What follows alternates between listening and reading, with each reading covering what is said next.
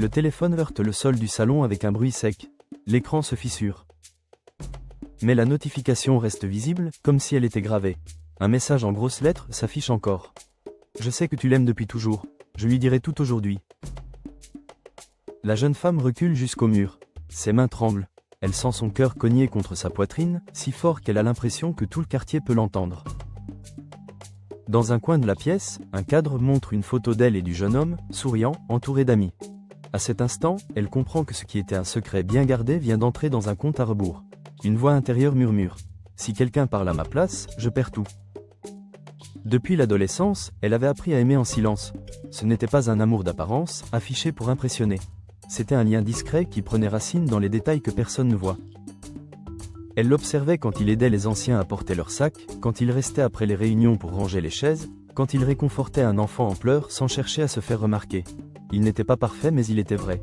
Et c'était cela qui l'avait touché. Avec le temps, ils étaient devenus proches. Il l'appelait souvent pour lui demander conseil. Il partageait ses projets, ses hésitations, ses coups de fatigue. Elle était celle qui l'écoutait quand tout le monde parlait trop. Pour lui, elle représentait une présence solide, une amie loyale. Pour elle, il était beaucoup plus. Son rire effaçait ses journées difficiles. Une simple phrase de lui la rassurait. Quand il lui disait que sa présence lui faisait du bien, elle en gardait le souvenir pendant des semaines. Pourtant, elle avait choisi de ne jamais rien avouer. Elle préférait souffrir en silence plutôt que risquer de détruire cette amitié qui comptait plus que tout. Son secret était devenu une sorte de refuge. Il lui faisait mal mais il la protégeait aussi d'un rejet qu'elle redoutait. Ce qu'elle ignorait, c'est que ce lien, même silencieux, ne passait pas totalement inaperçu. Dans l'ombre, une personne les observait. Une personne qui remarquait les regards retenus, la manière dont elle se figeait lorsqu'il plaisantait avec d'autres filles, la façon dont elle se faisait discrète chaque fois qu'on évoquait un avenir amoureux. Le matin où tout bascula, elle rangeait ses affaires lorsqu'une vibration fit frémir la table. Un numéro inconnu s'afficha. Elle ouvrit le message sans méfiance. « Tu devrais lui dire la vérité avant que quelqu'un d'autre ne le fasse. » Elle relut la phrase. Son cœur se serra. Comment quelqu'un pouvait savoir pour ses sentiments? Elle regarda autour d'elle. La cour était calme. La vie suivait son cours normal. Pourtant sa réalité venait de se fissurer. Quelques minutes plus tard, un nouveau message arriva. « Je t'ai prévenu, le temps est presque écoulé. » Puis un troisième. « Il mérite de savoir. » Elle comprit alors que ce n'était plus seulement un secret personnel. C'était devenu une arme que quelqu'un avait décidé d'utiliser. À partir de ce jour, rien ne lui parut vraiment normal. Elle avait l'impression que chaque regard posé sur elle cachait une question. Elle marchait dans les rues du quartier avec la sensation étrange d'être suivie par quelque chose d'invisible. Des signes discrets commencèrent à apparaître. Une vieille photo où elle et le jeune homme riaient ensemble refit surface dans sa galerie, sans qu'elle se souvienne l'avoir enregistrée. Sur les réseaux, des comptes anonymes regardaient toutes ses anciennes publications. Des notifications indiquaient des captures d'écran de ses stories. Elle tenta d'ignorer tout cela, se disant qu'il existait toujours des curieux. Pourtant, les rumeurs commencèrent à se propager. Des chuchotements dans les ruelles. Des regards échangés à son passage. Des phrases coupées lorsqu'elle approchait. Elle entendit un jour deux voisines parler derrière elle. Elle agit comme si de rien n'était. « Tu ne vois pas qu'elle a un plan ?» Le poison du doute se glissait dans toutes les conversations. Le jeune homme finit par remarquer l'atmosphère étrange. Un après-midi, alors qu'ils marchaient ensemble, il lui posa une question qui lui fit l'effet d'un coup de tonnerre. « Les gens parlent beaucoup ces derniers temps, tu sais pourquoi ?» Elle sentit sa gorge se nouer. C'était l'occasion d'avouer la vérité. C'était le moment que son cœur attendait et redoutait. Mais au lieu de parler, elle répondit par une phrase vague, par peur de tout gâcher. Ce soir-là, un nouveau message anonyme arriva sur son téléphone. « Je lui parlerai bientôt, tu n'as plus de temps. » Elle s'assit sur le bord de son lit, le corps lourd. Elle venait de comprendre que son silence ne la protégeait plus. Il l'exposait au contraire à une catastrophe que quelqu'un contrôlait à sa place. Elle rassembla son courage et écrivit au jeune homme. « On peut se voir, il faut que je te parle. » Il accepta. Lorsqu'elle le rejoignit, son visage avait changé. Ses traits étaient plus fermes. Ses yeux exprimaient une tension qu'elle n'avait jamais vue chez lui.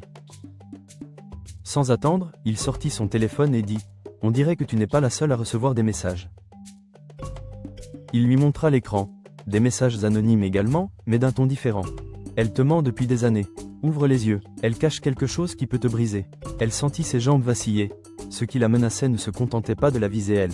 Cela attaquait directement la confiance qu'il lui portait. Quelques jours plus tard, la situation prit une dimension plus violente encore. Une vidéo anonyme commença à circuler dans le quartier. D'abord envoyée à quelques personnes, puis partagée dans plusieurs groupes. La vidéo se présentait comme une preuve. Le montage rassemblait des moments volés. On la voyait marcher à ses côtés, rire avec lui, le regarder avec une douceur que personne n'avait jamais nommée. On la voyait aussi s'éloigner lorsqu'une autre fille se rapprochait. Chaque image était accompagnée de phrases accusatrices en texte blanc. Elle joue un double jeu. Elle manipule ses sentiments. Elle prépare quelque chose dans l'ombre. Le plus traumatisant fut la façon dont la vidéo se termina. Une capture de la jeune femme en train de regarder le jeune homme avec un regard sincère et fragile. Un slogan venait finir le montage. Voici la preuve. Elle ment depuis toujours. Ce n'était pas seulement une attaque. C'était une condamnation publique. Le choc devint réellement visible lors d'un événement de quartier. Une projection était organisée en plein air sur un mur blanc. Au départ, l'écran montrait des souvenirs de fêtes et des scènes de joie. Soudain, la vidéo de manipulation apparut en plein milieu, devant tout le monde. Les voix se levèrent, les regards se tournèrent vers elle. Elle sentit ses entrailles se tordre. Elle resta figée, incapable de se défendre. Ses jambes refusaient de bouger.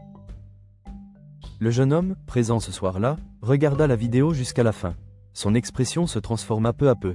De la surprise à l'incompréhension, puis à la douleur. Après la projection, il la chercha du regard. Quand leurs yeux se croisèrent, elle vit qu'une partie de sa confiance s'était effondrée. Ils se retrouvèrent plus tard à l'écart, près d'un bâtiment. L'air semblait plus lourd. Il s'adressa à elle calmement. Les gens ne créent pas ce genre de choses sans raison. On dirait que tu caches quelque chose. Pourquoi tu ne dis rien? Tu me laisses seule face à tout cela. Elle essaya de lui expliquer que la vidéo était manipulée. Elle parla des messages anonymes, des photos retrouvées sans raison. Mais à ce stade, ses paroles arrivaient après les images. Et les images, dans l'esprit des gens, pesaient plus lourd que tout. Ce soir-là, dans sa chambre, elle prit une décision. Elle ne pouvait pas laisser quelqu'un autre écrire la fin de son histoire. Elle devait affronter celui ou celle qui tenait les ficelles. C'est à ce moment que son téléphone vibra à nouveau. Un message simple. Tu veux vraiment sauver ce qui reste? Viens au Vieux Manguier demain à 18h. Viens seule. Elle posa le téléphone sur la table. Elle savait qu'en allant à ce rendez-vous, elle risquait un nouveau choc. Mais elle savait aussi qu'en n'y allant pas, elle perdrait tout. Le lendemain, le soleil commençait à descendre lorsque la jeune femme approcha du Vieux Manguier. L'air était chaud, mais une fraîcheur étrange lui parcourait le dos. Ce lieu, habituellement paisible, lui semblait chargé d'une tension invisible. Elle arriva en avance. Le silence autour de l'arbre accentuait les battements de son cœur. Elle scruta les environs. Aucun mouvement. Pourtant elle sentait qu'on l'observait. Un peu plus tard, des pas se firent entendre. Une silhouette se détacha de l'ombre. La cousine du jeune homme s'avança dans la lumière. Son visage, habituellement maîtrisé, affichait une expression dure. La jeune femme comprit alors. Celle qui manipulait les ficelles depuis le début se trouvait devant elle. La cousine parla sans détour. Elle avoua qu'elle avait toujours jugé leur proximité suspecte. Elle expliqua qu'elle refusait de voir son cousin s'attacher à quelqu'un qu'elle ne considérait pas comme un bon choix. Elle reconnut avoir fouillé leur réseau, récupéré des photos, monté des vidéos, payé un jeune du quartier pour projeter la vidéo lors de l'événement. Puis elle déclara, « Tu n'aurais jamais dû te rapprocher de lui autant. Tu n'es pas faite pour lui, je protège sa vie. » La jeune femme sentit la colère monter. Une colère ferme, pas destructive. Elle parla d'une voix claire. « Tu ne protèges rien, tu détruis. Tu as choisi pour lui, à sa place. Tu ne lui as laissé aucune chance de décider par lui-même. Tu n'as pas seulement attaqué ma réputation, tu as piétiné sa confiance. » Une légère hésitation traduisait un début de fissure intérieure chez la cousine. Au moment où la tension atteignait son sommet, un bruit de moteur retentit. Une moto s'arrêta non loin de l'arbre. Le jeune homme descendit. Il avait consulté les messages qu'il avait reçus la veille. Il savait qu'un rendez-vous avait été fixé. Il marcha vers elle, les yeux brillants d'une détermination nouvelle. Il regarda d'abord la cousine, puis la jeune femme.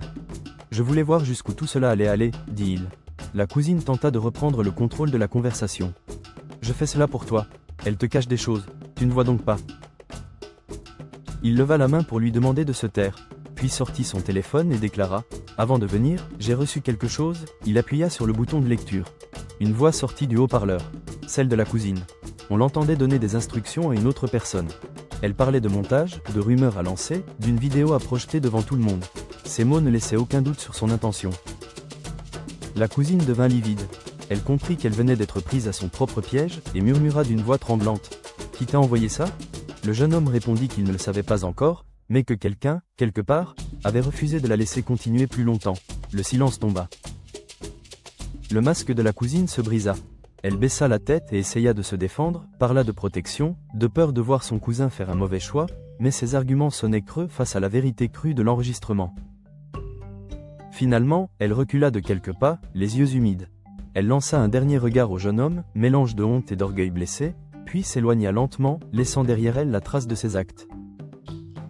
Lorsque la cousine disparut derrière les maisons, il ne resta plus que le jeune homme, la jeune femme et le vieux manguier qui avaient été témoins de tant de conversations silencieuses.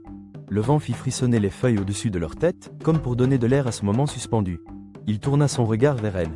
Ses yeux n'étaient plus ceux d'un homme qui doute d'elle, mais ceux de quelqu'un qui attend une vérité essentielle.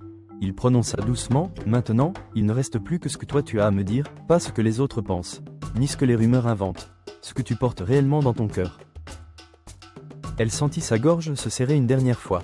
Puis quelque chose en elle se débloqua. Elle avait tout à perdre en restant silencieuse, mais tout à retrouver en parlant enfin. Elle raconta comment ses sentiments étaient nés, presque sans qu'elle s'en rende compte.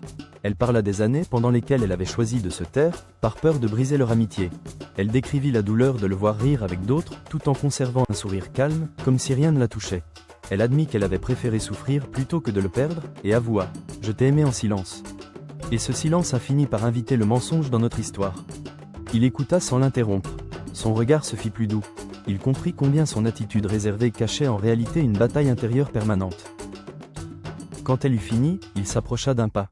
Il posa sa main sur son épaule avec une lenteur respectueuse, et dit « Tu n'aurais jamais dû porter tout cela seul. Ce n'est pas la vérité qui détruit, c'est ce que les autres fabriquent lorsque nous avons peur de la dire. » Une larme glissa sur la joue de la jeune femme, mais ce n'était plus une larme de honte. C'était une larme de libération. Pour la première fois, elle n'avait plus rien à cacher. Il continua. « On a essayé de nous séparer avec des mensonges. Malgré tout, nous sommes ici. À partir de maintenant, je préfère affronter la vérité avec toi plutôt que vivre entouré de faux silences. » Il la serra dans ses bras.